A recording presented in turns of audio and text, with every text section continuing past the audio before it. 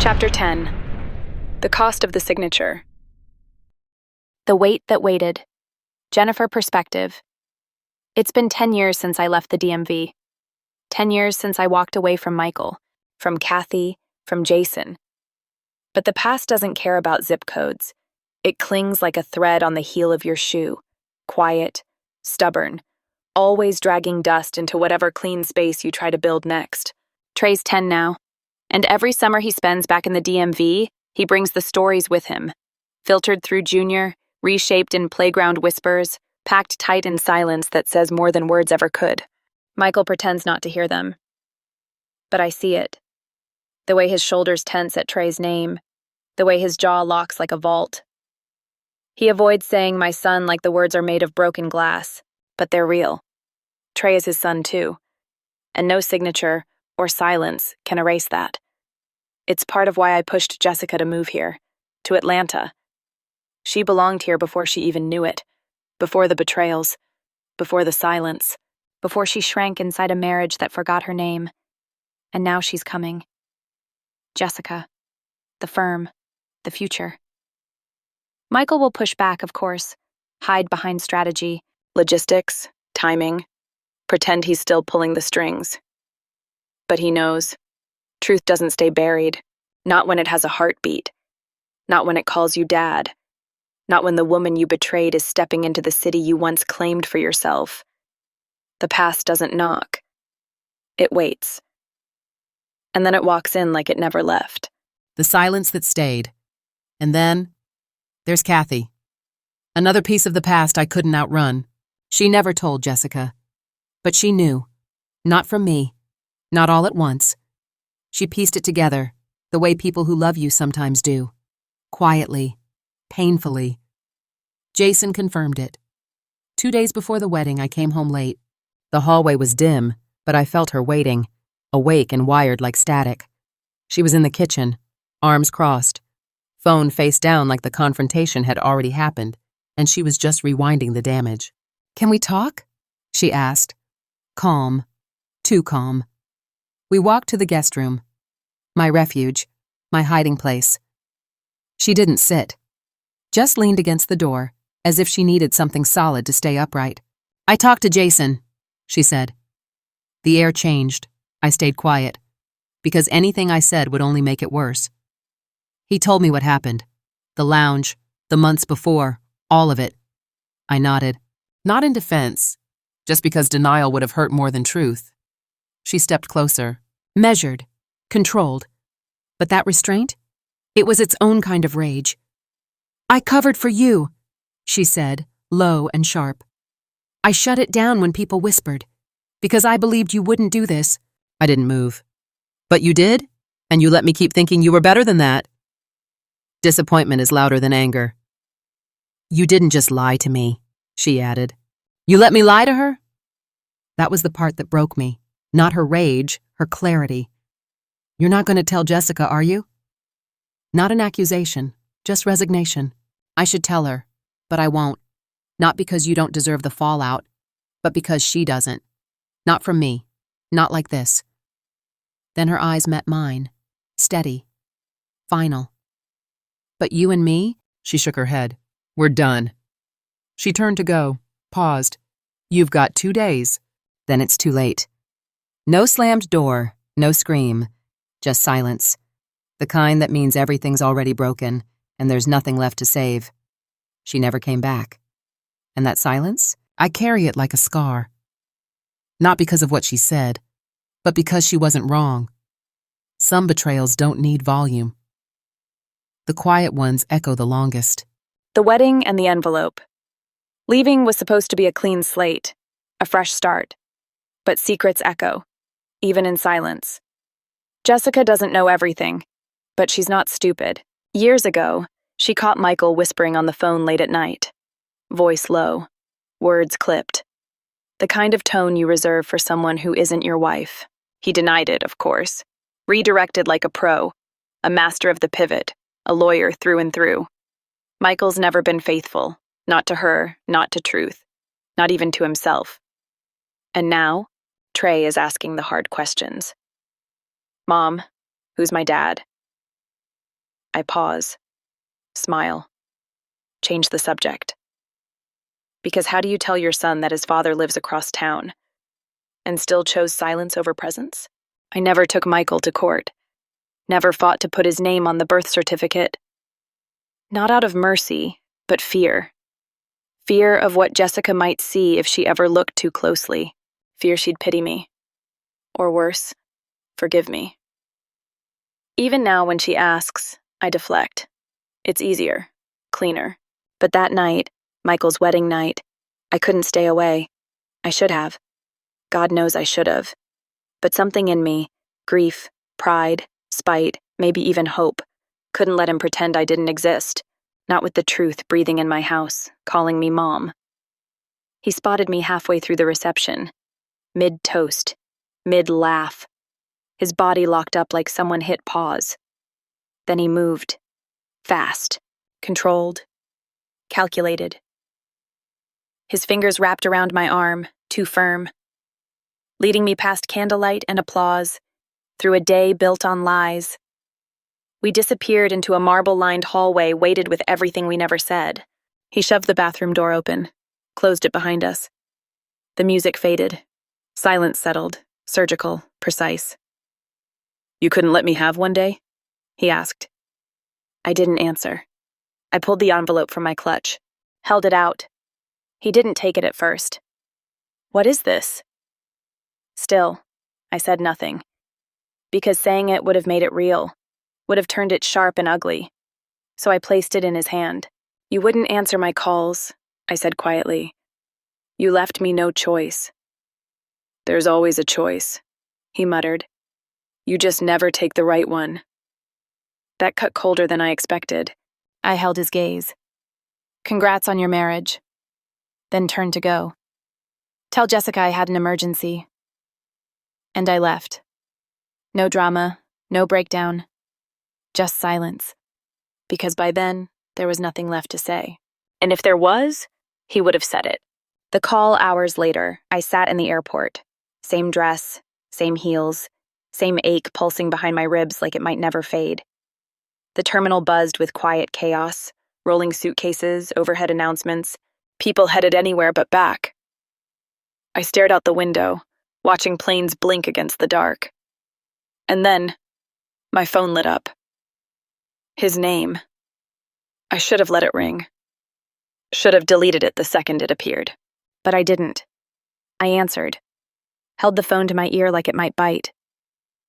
You thought you'd just drop a bomb and disappear? His voice came fast, sharp, clipped, unraveling. You're pregnant? You show up to my wedding and hand me that like it's some kind of threat? I didn't answer right away. Let the words land. Let the sting settle. I didn't come to threaten you. Oh, please. His breath caught. You couldn't handle me choosing Jessica, so now you pull this? That should have cut. But it didn't. Because I wasn't the one pretending. I pressed 2 fingers to my temple, steadied my breath. I don't want anything from you, Michael. I didn't come for drama. I came because I deserved better than silence. He didn't respond. Just a breath. Tight, panicked, on the other end. I'll be fine, I said, softer now. Me and my baby, we'll be fine. Just go be happy. Be who you said you wanted to be. Jessica's your family now. But that wasn't enough for him. He kept going, accusing, deflecting, trying to spin guilt into blame. He threw every sharp edge he could, trying to make me bleed for his choices. But I didn't flinch. I let the silence stretch between us. Long, icy, final. Then, without another word, I hung up. No warning. No goodbye. Just enough. And that? That was the last time I ever called. Rebuilding from ashes. I stopped going back. Whatever still tethered me to the DMV, memories, guilt, unfinished edges, I let rot where it stood. Some bridges don't burn with fire. Some just crumble under the weight of what was never said. Jessica moved in during the last 3 months of my pregnancy. She didn't ask questions, didn't push. She just showed up, held my hand through false alarms, curled beside me on the couch when sleep wouldn't come, folded tiny onesies on the living room rug while my back spasmed against the cushions, rubbed slow, steady circles into my spine while I counted through contractions that didn't quite count. She didn't know she was holding me together, while I carried a truth that could still break her. But I had one rule: no Kathy. I couldn't face that silence again. Not yet. Not after everything. So I built something new, from scratch, laptop on my thighs, tray in my lap, juice box in one hand, zoning permit in the other. Broker calls during nap time, business pitches mapped on the backs of grocery receipts, applications filed between diaper changes and midnight feedings, deals negotiated with spit up on my shoulder and spitfire in my chest, no shortcuts, no pity, no help I didn't earn, just grit, brick by damn brick. Then, one night when the house was soft and still, Trey looked up from the carpet, crayon in hand, cartoon light flickering across his face. "Why don't I have a dad like Junior?" I froze, just for a second. Then I smiled, gentle, warm, measured. "Every family looks different, baby." He nodded, looked back at his page, but his eyes lingered.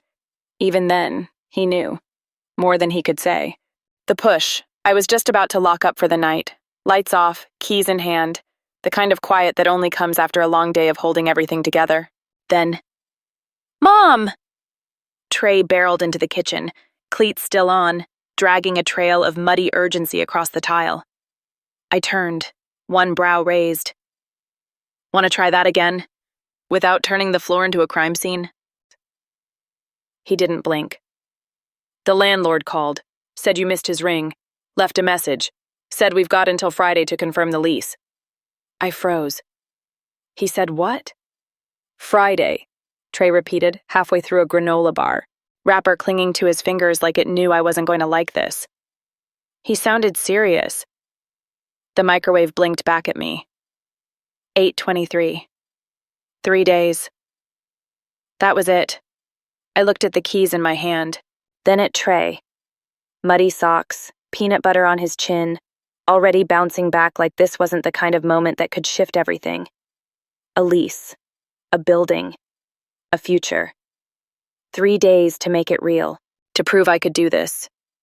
Without Michael, without a cosigner, without the past clawing at every decision. I didn't answer. Just grabbed my bag and walked out the door. Because if no one else was going to bet on me, I would. The ask. I didn't wait. Trey's voice was still ringing in my ears. He said you've got until Friday. 3 days. No cushion. No time. And I knew Michael was in town. That alone told me what I needed to do. I grabbed my bag, keys, phone, my resolve, and drove straight to his office. Not tomorrow. Not after sleeping on it. Now. The building hadn't changed. Still cold. Still clinical. Still dripping with ambition and arrogance. The receptionist raised a hand to stop me. I didn't slow down. Some doors don't need permission. Michael didn't flinch when I walked in. Didn't even look up at first. Just leaned back in his chair like I was another line item on his schedule. Like I wasn't the one holding every piece of his carefully buried truth. His pen tapped against leather. Calm. Calculated. Smug. "So," he said, not bothering to stand. "What do I owe this visit? Or..." He smirked. "Did you come to see what success looks like up close?" I didn't blink. I came to collect 10 years of child support. That made him look at me. The smirk cracked, just slightly, before it smoothed into indifference. He stood, slow, and crossed to the minibar, poured something dark and expensive, didn't offer me one. "You told me you didn't need anything," he said. "I didn't. This isn't about me." He turned, swirling the drink.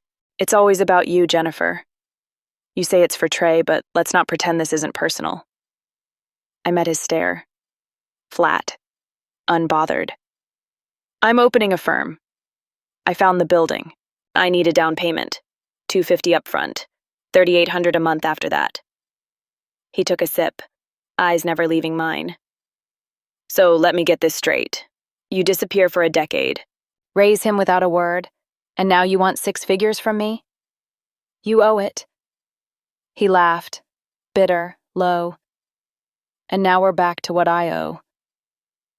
He stepped forward, glass dangling from his fingers like a threat. I showed up at the hospital. You're the one who wouldn't let me see him. You showed up once, I snapped, only because I forced your hand. You chose silence. You chose Jessica. You chose the lie. He slammed the glass down. Ice cracked. So did the moment. Don't make this about the past. I exhaled. Surgical. Controlled. It's always been about the past, Michael. You just refuse to carry it. He stepped closer, voice low, measured, dangerous. And now what? You want me to carry it in cash? No, I said, clear and calm.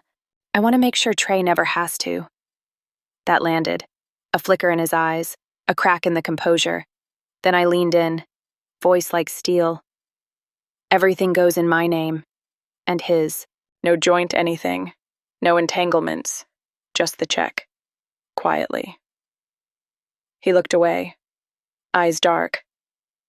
And if I don't? I let the silence sit, then dropped the weight he'd tried to outrun for 10 years. Then I tell Jessica, I tell your partners, your parents. I let the world know you have a 10-year-old son across town, one you've spent a decade ignoring. He froze, not in rage, not in shock, in fear. For once, Michael Johnson had no clever reply, just the weight of what he'd buried, and the woman standing in front of him, ready to dig it all up. Michael's visit. He showed up 2 weeks later. No call, no warning, just the quiet menace of his Porsche purring outside my office as dusk pressed in. I was locking up when I saw him in the glass, leaning against the hood like the world owed him answers. Sunglasses on, hands in his pockets. That same suit and venom energy he wore like armor. He didn't knock, didn't speak, just waited, like I owed him something. You really had the nerve to show up at my office, he said finally, like the last 2 weeks had been a personal insult. I stepped outside, closed the door behind me. I did what I had to. He pushed off the hood, stalking forward. You ambushed me at work. I asked for what's long overdue. He laughed, cold. You didn't ask. You threatened. I didn't flinch.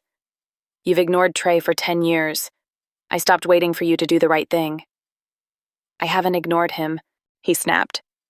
I see him every summer when you send him up. I narrowed my eyes. You see him like he's your godson, a favor, not your son. He scoffed. And whose fault is that? You never gave me a real chance. You had chances, Michael. Years of them. You just didn't want them. Before he could throw another lie, a voice broke between us. Uncle Mike! We both turned. Trey. Cleats on. Grass-stained. Breathless. Bright-eyed. He skidded to a stop. Is Junior with you? Michael's jaw tightened. He didn't smile. No, he said. He's at home. That was it. No hello, no warmth, just clipped syllables and cold air. Trey blinked. Oh, okay. Tell him I said what's up. Michael gave a tight nod. Sure. Tree lingered for a beat, sensing something unspoken. Then he slipped toward the side entrance. Michael didn't even watch him go. I did. And that? That was the moment everything clicked into place. He would never see Trey as his son. Only as a shadow. A mistake. A threat to the life he built. You see him every summer, I said quietly. But you never really see him. Michael said nothing. He couldn't. So he pivoted. Like always. You'll get the money, he said. Down payment, lease, all of it. No questions asked. My brows lifted. Just like that? Just like that, he replied. Then added, cold, calculated. On one condition. I folded my arms. Of course. No more pushing Jessica. No house tours. No office offers. No mentoring crap. You want to build your business? Fine. But leave her out of it. I stared at him.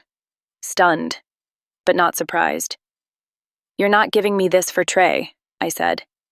"You're buying silence." He didn't deny it. "You think she won't figure it out?" "I think she deserves better than this game you're playing." That did it. I stepped closer, close enough to see the fear behind the arrogance. "You're not scared of Trey," I said. "You're scared of her. Scared she'll look at him one day and finally see it. That he looks like you. That he is you." He didn't move, didn't blink, just stood there, stone in silence. "Take the money," he said, turning. "Do what you came to do.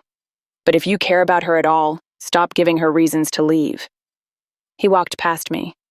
No apology, no goodbye, just the roar of his Porsche disappearing into the night.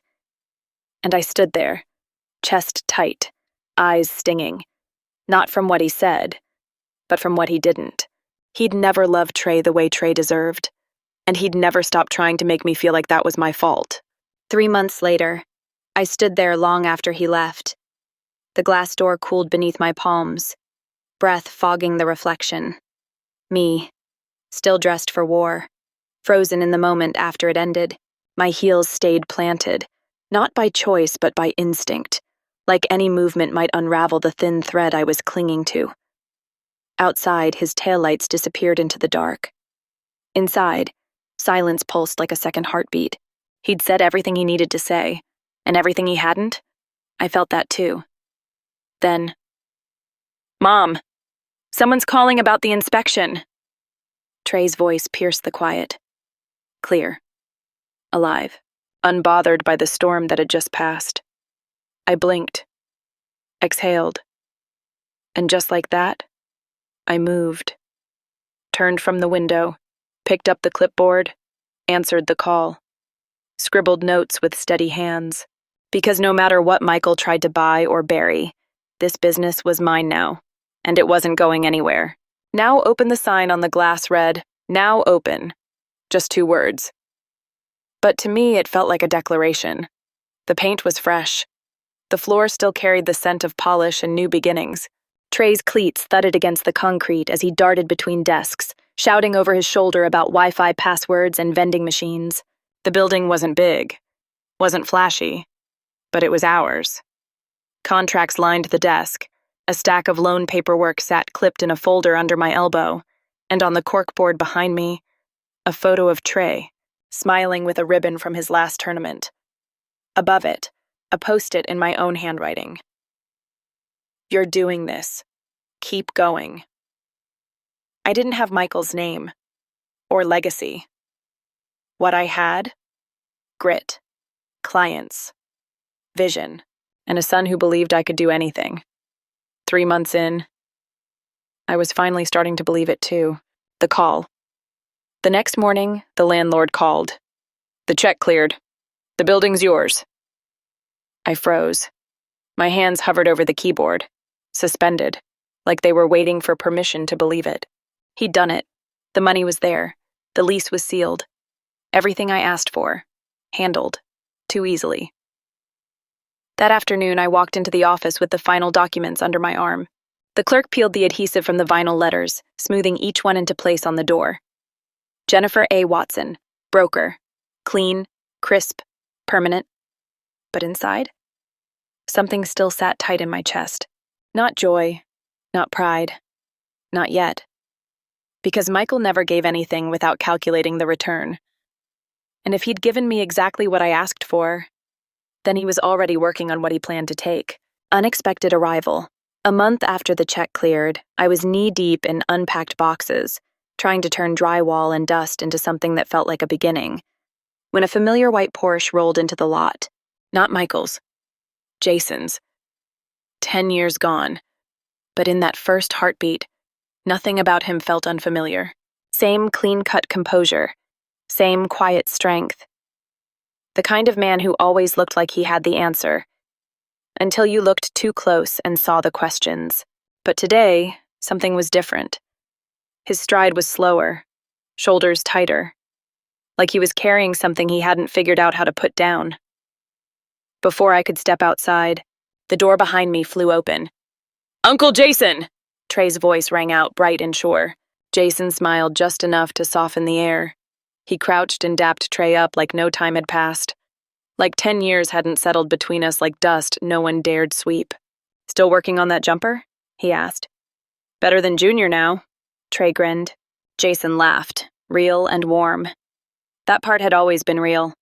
Jason and Trey had a bond untouched by the secrets that poisoned everything else. No performance, just presence. Trey always said the same thing. Uncle Jason's way nicer than Uncle Michael. Even if he didn't know the full story, he could feel the difference. Jason stood slowly, stayed by the car, didn't move toward me, like he wasn't sure if this would end in peace or damage. I met him halfway, arms folded. "Why now?" I asked. "What do you want?" His smile faded. So did the light in his eyes. "I need to talk," he said. "Somewhere Trey can't hear." The air shifted. Not a visit, not a check-in, a reckoning. The contract, Jason stepped inside like he was walking into a deposition. Not my living room. No greeting. No warmth. Just a flick toward the hallway, where Trey's laughter echoed faintly. Carefree, untouched by the wreckage trailing behind. Then he looked at me, and everything changed. His eyes were heavy, not cold, but filled with something worse, regret in a tailored suit, guilt that had learned how to stand tall. "I need you to sign something," he said. My stomach tightened. Not because I didn't know, because I did. I led him to my office, closed the door like sealing off a crime scene. The silence inside was sharp. I didn't offer him a seat. He didn't take one. He placed the envelope on my desk like it might explode. "I'm still Michael's attorney," he said. "He asked me to deliver this and explain." "Explain what?" Jason exhaled slowly. His voice cracked at the edges. "He's acknowledging Trey, officially, but... That word landed heavier than the envelope. I opened it. Fresh toner, cold shame, paper that smelled like erasure. The first page, paternity acknowledgement. A signature 10 years too late. Behind it, the real reason Jason came. Pages of legal text. Slick, brutal, airtight. A non-disclosure agreement dressed up like closure. But it wasn't. It was a muzzle, a leash, a trap. If I signed and ever spoke a word about Trey, Michael, or the firm, every cent he'd given me disappeared. The lease, the check, my name on the door, gone. He wasn't stepping up as a father. He was paying to vanish. I looked up, throat dry. "You're serious?" Jason nodded, but couldn't meet my eyes. "You agreed to this?" My voice cracked. "You walked in here and handed me this like it was just business?" Jason shifted. The silence stretched. "I didn't write it," he muttered. "I'm just the messenger." "No," I snapped. "You read it. You knew. And you still brought it." "I didn't have a choice," he said. He didn't trust anyone else. "Because betrayal's easier when it comes from someone who used to matter," I whispered. The paper trembled in my hands, shaking with everything I'd held back for a decade. "He's not just cutting himself off," I said. "He's cutting Trey off. This isn't closure. It's erasure." Jason dragged a hand down his face. "I told him it was too far." "Then why are you here?" I asked, too tired for rage. "Why did you bring it anyway?" He looked up, and for the first time I saw it. Not defiance, not remorse. Fear. "I told him this would blow back," Jason said. "But he's scared. Not of you, not of Trey, of Jessica." I blinked. "What?" He hesitated. Then the truth slid out, quiet and brutal. "You never should have pushed her to move here." And there it was. The truth wasn't in the contract. It was in the silence between those words. This wasn't about support. It was punishment. Michael wasn't acknowledging his son. He was warning me, and he used Jason's hands to do it. The cut that bled. I didn't move, just stared at the contract like stillness might erase it, like silence could make it untrue. How could he do this? I whispered. And how could you? Jason didn't answer, didn't lift his gaze. He stared at the floor like maybe it held the words he couldn't say. I didn't come here to hurt you, he said softly. Too late. I turned to the window, arms crossed so tightly it felt like pressure might keep me from breaking. You're his best friend. You've watched Trey grow up. On the sidelines, sure, but still there. You let him call you Uncle Jason, and now you walk in here and drop this like it's just another folder? He took a step forward, then stopped. Like proximity could make it worse. Like he knew it wouldn't buy back what he'd already delivered. I tried to talk him down, he said. Try harder, I snapped, voice trembling under the heat I couldn't swallow fast enough. The silence between us wasn't neutral. It was thick, saturated with the cowardice of good men who fold. Then finally, it wasn't supposed to go this far. I turned slowly. Jason, I said, low and sharp. He's signing away his son, and you're standing here like this was a typo, like he accidentally wrote off fatherhood. His jaw tightened, shoulders hunched, bracing, but not bearing. You think I'm proud of this? No, I said. I think you're afraid of him. That landed. He rubbed the back of his neck, voice barely audible. I'm stuck, Jen. You think this is easy? I laughed. Dry, sharp, bitter. Easy? No. But convenient? Absolutely. I didn't come to fight. Then what did you come for? I stepped in, inches from him. To ease your conscience? Pretend being the messenger makes you innocent? Jason's eyes drifted toward the contract on the desk. He's trying to control the fallout, he said. You brought Jessica here. You changed the game. He thinks you're building something without him. There it was, the rot at the root. Jessica. This wasn't about Trey. It was about control, about legacy, about ego. Michael was rewriting history and using Jason to deliver the edits. I turned back to the desk, pressed my hands to its edge, cool and solid beneath my skin, unlike the man whose signature bled across that contract. Tell him, I said, calm and clear. He can choke on his money. Jason's lips parted, like maybe he had an apology left. But nothing came, because there was nothing left. And we both knew it. The decision. The door clicked shut behind Jason. And I broke. Not loudly, not all at once, just quietly. Like something heavy slipping beneath the surface, too weighty to splash, too final to rise. I stood there, still clutching the contract. The paper had gone soft from my grip, the corners warping, the ink starting to blur. It felt heavier than it should, like betrayal had weight. My knees buckled first. I slid down the wall, spine pressed to drywall, legs folding beneath me. The envelope crumpled in my hands like something bruised that still ached to be held. The tears came, fast, hot, silent, blurring the contract, the past, the cost. This wasn't justice. It wasn't closure. It was a muzzle dressed like mercy, a surrender pretending to be survival. I stared at the blank line waiting for my name.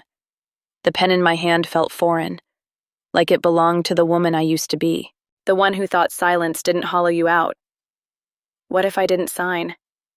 What if I let it burn? What if I called his bluff?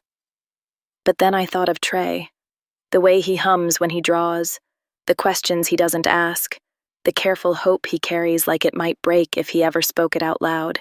This wasn't about Michael anymore. It never really was. I signed. Not for me. For him. For a future with his name on the door, not buried beneath someone else's shame. I stood, smoothed the creases, wiped beneath one eye, found my spine, then picked up the phone. Jason answered on the second ring. I'll be out front, I said, voice steady. Come get it. He didn't ask what I meant, didn't apologize, just said, okay. 5 minutes later, the car rolled to the curb. I didn't invite him in. I walked out with the envelope. The wind caught the hem of my shirt like it wanted to pull me back. Jason stepped out of the car. I didn't look at him, just held out the contract. He took it. No questions, no redemption, just silence. Our eyes met for 1 second. Then I turned and walked back inside. Trey was waiting in the hallway, barefoot, sketchbook under his arm, eyes wide with that quiet knowing only children carry. He looked at the door, then at me, then at the silence in between. "Why was Uncle Jason so serious?" he asked softly. "Did I do something wrong?" I knelt, pulled him close, his arms wrapped around my neck like a lifeline. "No, baby," I whispered. "You did everything right, because he always did." The resolve Trey was curled up on the couch. The cartoon murmured in the background, colors flickering across his face. His sketchbook rested in his lap, fingers smudged with pencil and focus. He looked up and smiled, wide, unbothered, full of wonder, like the world hadn't cracked open just hours ago. "Hey, Mom, want to see what I drew?" That smile, that was all I needed, the only truth that mattered. "Yeah, baby," I said, kneeling beside him. "Show me." Because this, right here, was what counted. Not Michael, not Jason, not contracts wrapped in legalese or silence bought with guilt, not the weight of names that only took and never stayed. My name, my firm, my son, ours. Michael wanted quiet? Fine, let him have it. But I would make noise in every other way. I'd turn his silence into space. That space into fire. And that fire into something untouchable because it wouldn't belong to him. Or Jason. Or anyone who ever tried to shame me into disappearing. It would belong to me, to Trey. To every version of ourselves we had to protect, piece by piece, in the shadows of someone else's cowardice. Let them whisper behind closed doors. Let them rewrite their truths. Let them pretend they didn't know what I survived. Because next time someone tries to control my story, they won't just meet resistance. They'll meet the woman who outlived the lie, who didn't fold, who didn't vanish, who didn't beg or break. The woman who rebuilt, louder, sharper, unshakable.